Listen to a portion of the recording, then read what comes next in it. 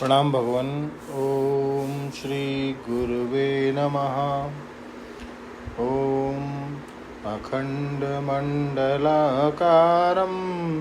व्याप्तं येन चराचरं तत्पदं दर्शितं येन तस्मै श्री गुरुवे नमः।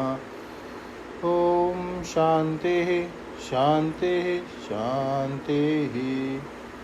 ओम ब्रह्म ज्ञान और उसकी साधना द्वारा स्वामी अखंडानंद सरस्वती जी महाराज द्वारा भगवान वैराग्य का प्रसंग चल रहा था। तो स्वामी जी ने अभी तक वैराग्य के संदर्भ में 5 बात बताई। पहली कि विषय अनित्य है, दूसरी बात कि विषय आनंद देते नहीं हैं, तीसरी विषय स्वाधीन नहीं है, और चौथी इंद्रियों में भोग की शाश्वत शक्ति नहीं है, इसलिए शक्ति क्षीण हो जाने पर दुखी होना पड़ेगा। और 5वीं बात बताई कि मन में शाश्वत रुचि नहीं है और भोक्ता भी शाश्वत नहीं है। अब आगे स्वामी जी कहते हैं कि अपने आप से अलग जो कुछ भी भासता है उसके प्रति राग करना या द्वेष करना अपने को ही संकीर्ण बना देना है। ऐसी स्थिति में वैराग्य का अर्थ हुआ अपने स्वरूप में स्थापन के लिए हमारा मददगार। जिज्ञासु के लिए सबसे बड़ा मददगार कौन?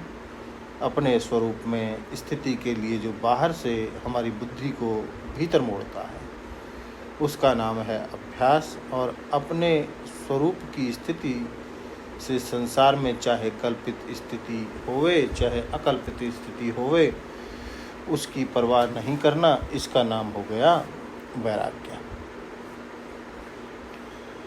अब लोक में जिसको वैराग्य कहते हैं उसके बारे में भी थोड़ी बात आपको सुनाते हैं।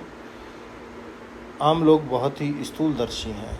वे तो किसी के सिर पर जटा देख लें तो उसको वैराग्यवान समझ लेंगे, या नंगा देख लें तो उसको वैराग्यवान समझ लेंगे।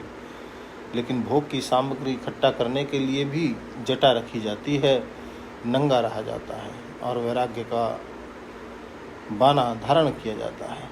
यह बात संसारी लोगों की दृष्टि में कम आती है। असल में वैराग्य दूसरे में देखने के लिए नहीं है, यह वैराग्य तो अपने आप में देखने के लिए है। जब वैराग्य के भाव आते हैं तब मन में भिन्न भिन्न प्रकार के विचार उदय होते हैं, तो विचारों की पंक्ति चलती है। तो भर्तृहरि जी कहते हैं, अवश्यम या तरहचि तर मुषित्वा अपि विषया वियोगे को भेदस्य त्यजति न मनो यतस्य मून वृजन्तः स्वातंत्र्य यत् उत्र परितापाय मनसः स्वयं त्यक्ता होते ही होते शम सुखम अनंतम विदधाति। ये संसार के विषय भोग बहुत दिन पास रहें तो भी अवश्य जाने वाले हैं।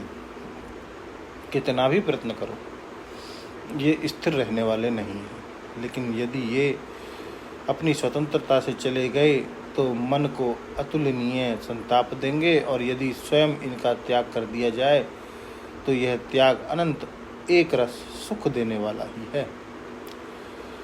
ये विषय मरने के समय तो छूट ही जाएंगे, इसलिए अच्छा यह है कि जिंदा रहते ही हम मन से इनको छोड़ दें।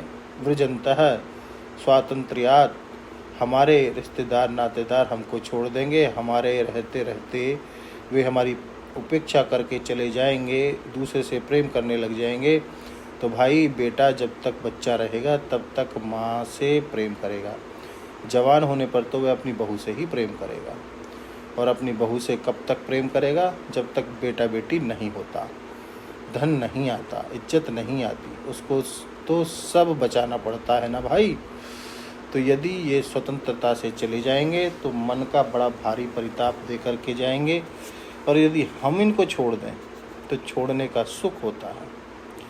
एक बार हमारी जेब में 303 पैसे कट गए, जेब में से 3 पैसे कट गए, कुल 3 ही पैसे थे। शंकर जी का दर्शन करने गए थे काशी में, तो मंदिर में किसी ने 3 पैसा काट लिया। बड़ी तकलीफ़ हुई। सोचा तो यह था कि 2 पैसे में कोई चीज़ लेके लौटेंगे, समझो पान लेके लौटेंगे, दिया सलाई लेके लौटेंगे। अब जेब ही नहीं तो 3 पैसे की तकलीफ हो गई। तो स्वामी जी ने अपना विवरण बताया, आगे भी बता रहे हैं कि एक बार और ऐसी घटना हुई, तो उसको हम लेंगे अगले सत्संग में। ओम शांति शांति शांति। प्रणाम भगवान।